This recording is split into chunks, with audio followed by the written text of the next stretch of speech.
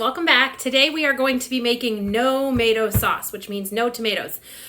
So the reason why I'm doing this is because tomatoes tend to be an inflammatory food. And so while I've been on the AIP diet, which is the autoimmune protocol, I've had to eliminate things that are called nightshades. That would include eggplant, peppers, tomatoes, things in that family, because they tend to be inflammatory for people. So there are lots of recipes out there for a great sauce without tomatoes. And I gotta be honest, I was very hesitant and very unsure of whether this would be a good thing or not. But I found it to be quite delicious. And so I thought I would share the recipe with you today.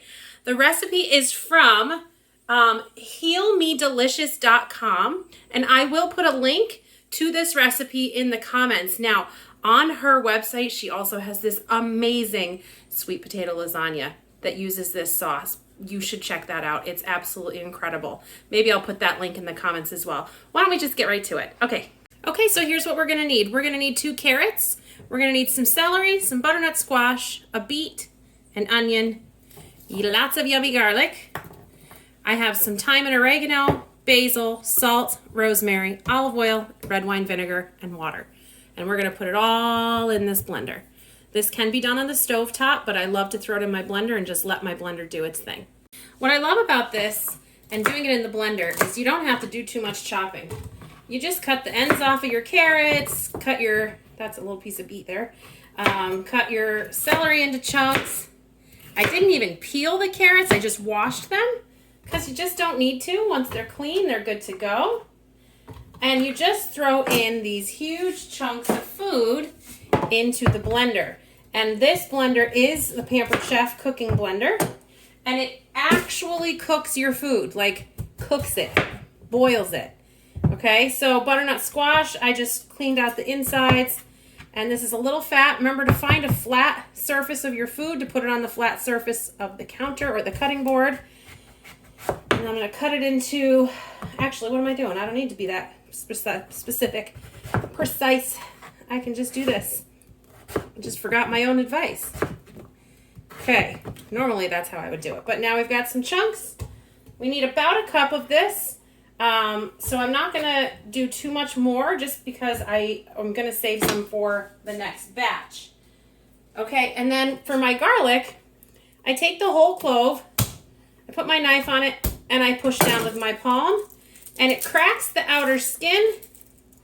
And most of the time, except for while I'm showing you, it peels right off like that.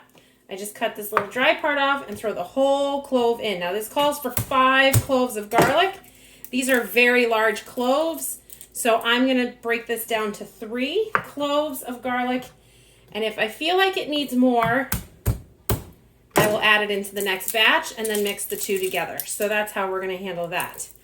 Okay, and I'm just gonna cut this last little nub off. Garlic will make your hands very sticky, so I tend to try to leave that for the end. Oh, we need an onion, super easy. Cut the ends off, cut it in half, peel off the outer layer. Good to go. Get your finger under there, fingernail. There we go. Whoops, there we go. Beautiful. And then I'm just going to cut this into quarters. Throw the whole chunk in there. Quarter, quarter. Whole thing goes in.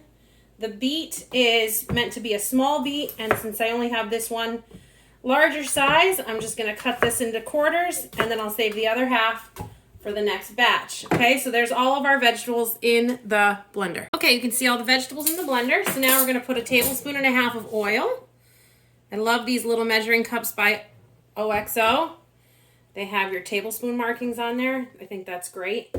We're gonna put 1/4 cup of red wine vinegar, which is 4 tablespoons. So we're just gonna use this again. Or red vinegar. Yeah, red wine vinegar. What am I talking about? Second guess. Don't second guess. We're going to put 2 cups of water. You need the water in there for sure. Okay.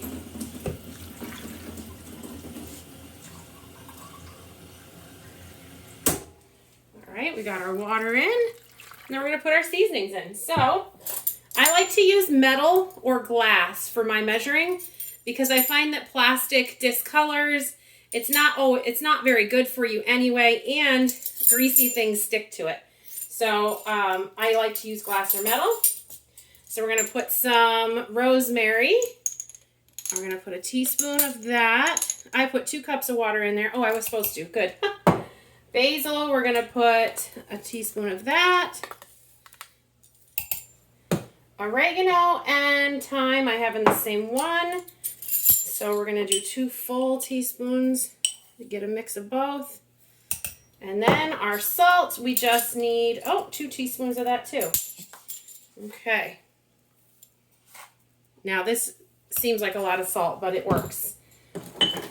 Okay, so there's everything in the pot. It does say that you can put a little honey or maple syrup in it as well. I don't find that it needs it, really. Okay, so this is the cooking blender by Pampered Chef. So we just turn the side on, and then we're gonna come over. It's got all of these cycles here. And we're just gonna, oops, I gotta put the lid on. It won't do anything unless and then you'll know it's on.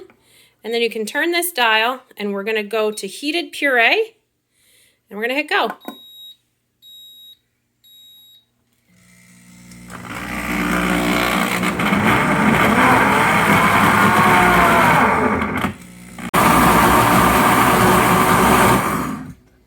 Here we are so far. Yum. Okay, we are going to make zoodles. I use this Pampered Chef thing. I don't know if maybe it's called an easy shredder or something. I'm actually not sure. But I use that. I put it right over a bowl. Take my washed zucchini. And what I love about this, cheap, and it goes both directions. And it's easy to clean. You can put it in the top rack of your dishwasher. And you don't have all the zucchini stuck in all the little areas. You can get pretty close. It's plastic. So I don't mind that there's a few little chunks, but this one's a little thick, so just go over that one a little bit. And there you have it. You have zoodles ready to go. Now, they're not maybe as long and as spiral, but to be honest, I prefer that because the long spirally ones are difficult to work with. So I will be shredding 3 more zucchinis here, and we will put them into our sauce. Okay, so we have browned up some grass-fed beef, and we've added some of the Nomato sauce. We have some left over that we can freeze for later. And what we're gonna do is we're going to add some zoodles that we just shredded. We're gonna let those cook into it, and it looks like a ton, but if you've ever made zoodles, they cook down a lot. I will often saute these first, but I decided this is just as effective, so I'm gonna just put them in here. I'm gonna put the lid back on, and I'm gonna let them soften, and then I'm gonna stir them together. And here you are, that huge heaping pile of zucchini has broken down. I didn't even cook it anymore. The sauce was hot. I could, if I wanted to, turn it on and let it cook down a bunch. But I like the thicker consistency. And you can see it's easy to just mix it around, and it'll be delicious. I'm so excited to try this. It looks so and smells so good. So let's see where we're at.